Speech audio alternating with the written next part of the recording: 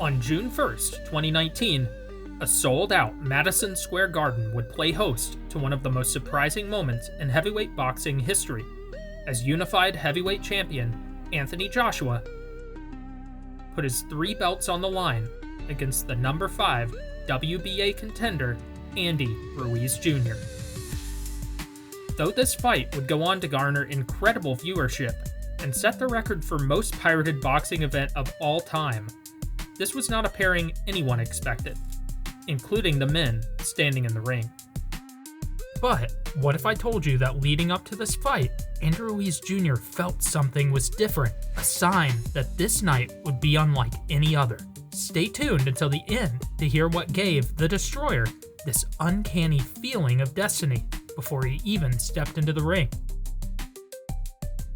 Hailing from Hertfordshire, United Kingdom, the Anthony Joshua of 2019 was a bona fide sports superstar. With a chiseled 6'6" frame and a well-spoken demeanor, Joshua's 95% KO rate and genuine talent almost seemed to take a back seat as he rocketed in popularity. The English champion had a late start to boxing, not taking up gloves until 18 years old. But he made up for lost time, racking up a 40-3 amateur record while he captured multiple medals, including an Olympic gold in the 2012 Olympic Games. Through his relatively short 5-year professional career, Joshua had knocked out names like Klitschko, White, and Povetkin, and had captured 3 of the 4 World Heavyweight Championships. And these were fights that fans were beyond eager to see, with some attracting up to 90,000 fans in stadium-filling spectacles. With all of this success, it was time to take AJ across the pond for a high-profile US debut inside the Mecca of boxing, New York's Madison Square Garden, a place where many of boxing's most iconic figures made their mark. For this milestone June 1st event, Joshua's team selected the American heavyweight and number 2 WBA contender Jarrell Big Baby Miller. According to pundits, an impressive stoppage win would put the 22-0 Joshua one step closer to an undisputed heavyweight championship showdown against fellow champion Deontay Wilder. The build-up with Miller was full of bad blood, and there was even a shoving match in the pre-fight presser. But unfortunately, mere weeks before the scheduled resolution, Miller would test positive for multiple banned substances and be denied a license from the New York State Athletic Commission. With only about 50 days until the big night, Joshua's promoter Eddie Hearn needed a replacement, and he found it in an Instagram DM from a boxer named Andy the Destroyer Ruiz. Ruiz, a California native, was about as far from Joshua's superstardom as you could get, and his soft-spoken, happy-go-lucky presence and pudgy exterior did little to attract attention. He began boxing at a young age and racked up a 105-5 amateur record before turning professional at 19 years old. Over the decade-long campaign that led to the Joshua fight, Ruiz had amassed a 32-1 record, with the high watermark being a razor-thin, failed title bid against Joseph Parker in 2016. Ruiz had rebounded from the loss with 3 straight wins, placing him in the small pool of possible replacements for Joshua's date with destiny. While boxing hardcores respected Ruiz's skills thanks to his fast hands and solid, fundamental boxing, the public at large were relatively unaware of the Mexican-American athlete. But with just under 5 weeks before the event, it was announced that Ruiz would be the one to welcome Joshua to American soil. A win would make him the first ever heavyweight boxing champion of Mexican descent. But with odds as high as 25-1, few expected Ruiz to be anything other than a cast member in Joshua's championship showcase. Putting aside the obvious discrepancy in size and physique, this fight was easily the biggest stage Ruiz had ever competed on. Some even wondered if he would freeze under the bright lights of MSG and fall victim to the gallant British champion. That said, Ruiz was confident that he would give Joshua a fight and win the heavyweight title in the process. But as the two men stood in the center of the ring for the referee's instructions, it was clear to everyone watching that a Ruiz win would be much easier said than done. Under the raucous applause of the New York crowd, the opening bell rang through MSG as both fighters took to the center. And though nothing crazy happened through the first frame, keen observers could see the dynamics taking shape. Joshua worked from the outside, shooting his jab to the head and body to keep Ruiz at bay and reinforce his range. Combined with his lateral movement, this was an effort to walk the forward-moving Ruiz into a crushing knockout blow. And he came close a couple of times, hunkering into his power while trying to find a home run right hand. But these exchanges also revealed Ruiz's strongest path to victory, staying in the fire and countering with volume, lobbing hooks in response to getting tagged. And Ruiz was showing life by riding along Joshua's missed punches to let loose with hook flurries. Joshua hit a sick, jaw-turning jab to end the round, a standout shot in a round that didn't see many connections. While it wasn't as dominant as some expected, the initial 3 minutes belonged to Joshua on all three judges' scorecards. He was largely unscathed by Ruiz's hook combinations, and though he hadn't put the Mexican contender away, he repeatedly found his timing on the intercepting right. Now, all he had to do was land it clean. Ruiz stormed out with a blazing quick combination in the opening seconds of round 2.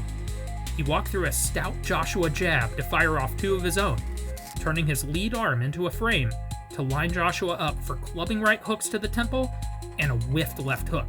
Joshua, just moments later, tried to find his right hand from round 1, but this time, Ruiz found his counter hook, landing with his forearm rather than the glove. The impact still rattled Joshua, prompting the fighters to fall into a fumbling clinch. But Ruiz's early momentum was short-lived as Joshua started to operate with a commitment to clean, outside boxing and distance control. He stayed defensive, parrying shots and moving away from Ruiz's punches.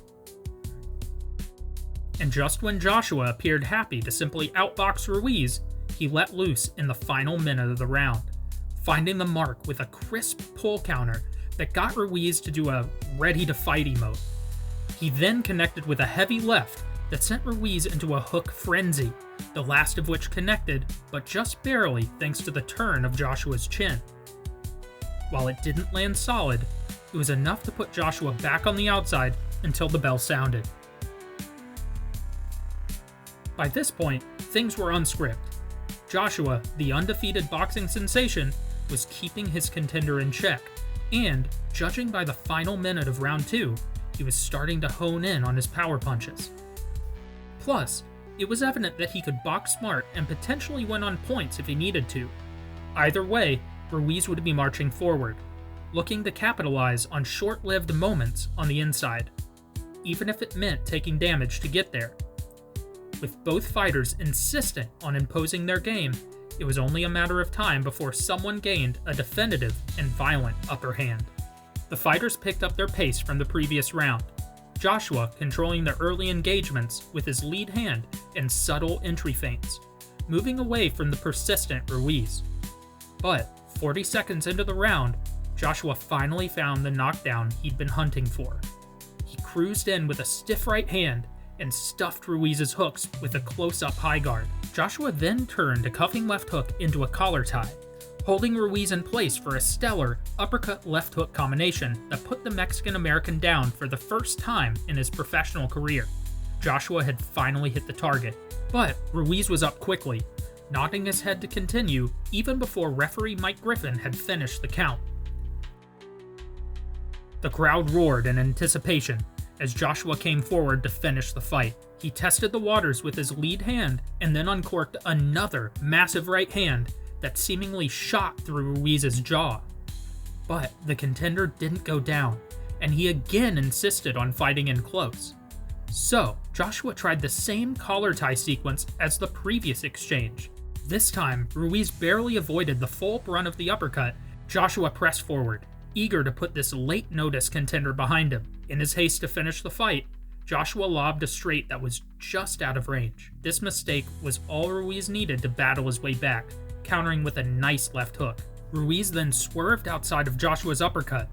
As he rose, the pair connected with dueling hooks. Ruiz was put on his heels, while the undefeated champion looked like he was put on stilts. Ruiz immediately swarmed, somewhat stuffing his work as he drummed along the gloves of Joshua's shaking guard. But as Joshua opened up his guard to search for the clinch, Ruiz captured a collar tie and nailed AJ to the mat with a swatting right. The world let out a collective gasp as it watched in disbelief. Just moments prior, Joshua was seemingly a few good connections from victory. The next, he was stumbling his way off the deck. Ruiz waited eagerly in a neutral corner, desperate to gain championship glory. As soon as the ref completed the count, Ruiz was back on the pursuit. He rattled AJ with an overhand before the pair fell into sporadic, roughhousing clinches, each one broken up by the ref. This was giving AJ time to recover, but not enough. In the final minute, both fighters traded right hands, the only difference being that Ruiz didn't stop at the right. He continued with his volume, landing 3 hooks that rattled AJ into a clinch. Ruiz also nearly connected with the frame and overhand against the ropes. With only 15 seconds left in the round, it appeared that Ruiz would lose his momentum to the bell. But then, he altered his timing to bound forward with a left hook and right straight that shot Joshua to the post. The combination punching of Ruiz delivered yet again, as he threw with abandon, overwhelming Joshua's defense by alternating hooks and straights as new targets presented themselves. A massive right folded Joshua along the ropes as he did his best to survive, but a final pushing left would send AJ sliding to the floor. For the second time this round, boxing's preeminent heavyweight champion was battling through a referee's count. The champion found his way up for the 60-second break, looking exhausted and battered as he lifted his gloves to continue. What was supposed to be Joshua's grand showcase had quickly turned into a survival scenario. Ruiz's persistence, toughness, and foundational boxing skills were clearly enough to compete, but now it was time to win. To Ruiz, the 4th round's bell sounded like a starting gun. He charged at Joshua and bounded forward with a snapping combination, and then he caught Joshua with a whipping right hand. But it wasn't enough to send Joshua flying this time. The champion was beginning to find his way back into the fight, even if he wasn't totally recovered. AJ returned to his outside weapons to keep Ruiz away, occasionally throwing counters, long combinations, and hooks. Even still, Ruiz was finding success with his jab, and coming dangerously close with his extended combinations. At one point, Joshua took a big breath, seeming to collect himself. Whether this was to psych himself up or simply catch his breath, one thing was clear: Ruiz's relentless pressure was getting to him. And another round gone, with Ruiz still mostly in the driver's seat. Though he hadn't found the mark in the 4th round, his forward-moving counters and volume were proving to be an effective antidote for the English champion. That said, Joshua was just beginning to recover from the knockdowns in the 3rd, asking his corner, what shot was it, before the 5th round started. What shot was it? He caught you with a hook because you loaded up, alright? As bad as the previous 2 rounds were, Joshua could only go up from here. And in another historic shift of momentum, Joshua would have a mostly fantastic 5th frame. From the start, Joshua brought his lead hand back into play, using it to prod Ruiz and targeted him with long hooks. He also avoided most of Ruiz's advances by reinforcing his reach advantage and disengaging just as Ruiz started to rush in. Joshua even dove back into trading, with the champion finding the mark as Ruiz was just off target. Joshua was fully back, and he was consistently pulling Ruiz into the mid-range, culminating in the biggest moment of the round. After pushing Ruiz back with a right to the body, he allowed him to walk back into range. But this time, Joshua timed a chin-turning hook that seemed to put Ruiz in serious trouble. But after a short-lived assault from the champion failed to put Ruiz down, the late replacement contender was immediately back on the hunt. He stalked Joshua as the round closed and found a couple solid connections before the bell. While the fifth didn't go according to plan, Ruiz was far from out of it. Ruiz started the sixth, insisting on action. He was winning the volume battle, and the longer he could keep Joshua in extended volleys, the better.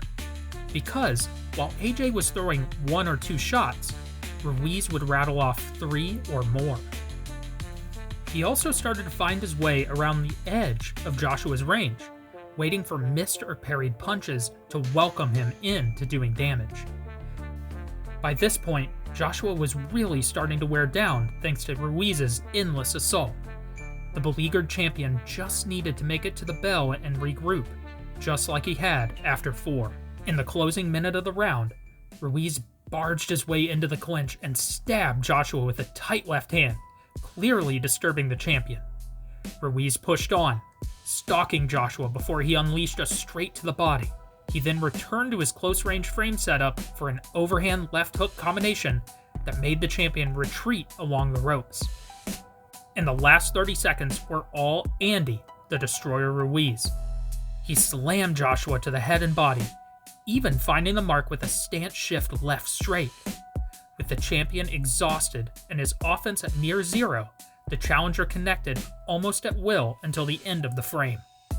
A seemingly dejected Joshua walked back to a corner in panic mode. His head coach was begging him to just breathe, insisting his fighter could pull it out, while Joshua himself was puzzled as to what to do. Meanwhile, the Ruiz corner was full of energy, certain that their fighter was about to make history. The pair confidently answered the bell and battled from the outside for the first 30 seconds before they traded lead hooks. Ruiz, just like the previous rounds, stood his ground and immediately threw back with a rapid-fire offense. He slipped Joshua's follow-up lead hand and lobbed an overhand right into the temple. The champion was immediately shaken as Ruiz poured it on with hooks, creating an opening for some stellar straights that put the finishing touches on the knockdown. To his credit, Joshua got up, but again, not for long. Still clearly hurt, he threw labored punches trying to keep Ruiz back. Joshua then fired off a 2-punch combination from a bit too far out, just like he had in round 3. This positional malpractice allowing Ruiz to leap in again with a pair of hooks that crumbled the champion to a knee. While Joshua made it back up to his feet, he was in much worse shape. He had spit his mouthpiece out and labored to the ropes, clinging with both hands. Though he nodded his head to continue, he failed to walk toward the referee when he was ordered to, prompting the official to declare Andy Ruiz Jr. the winner by 7th round TKO. And with that stellar performance, Andy Ruiz Jr. defied the odds and became the first and only boxing heavyweight champion of Mexican descent. While his reign didn't last long, Ruiz stands as a testament to believing in yourself, dogged persistence, and yes, the importance of combination punching. Remember that unbelievable story I mentioned at the beginning? Well, just days before the fight, after Jarrell Miller failed multiple drug tests, Andy Ruiz Jr. was relaxing at home, scrolling through Instagram. That's when he saw a direct message from Eddie Hearn, offering him a chance to fight Anthony Joshua for the World Heavyweight Championship. Ruiz accepted, and the rest, as they say, is history. A true testament to being ready for your moment when it arrives. If you enjoyed this breakdown and want to see more about unique fighting styles, be sure to check out my previous video where I analyze the unorthodox techniques of Chris Eubank. Click on the video on the screen right now. From the Modern Martial Artist, we wish you happy training.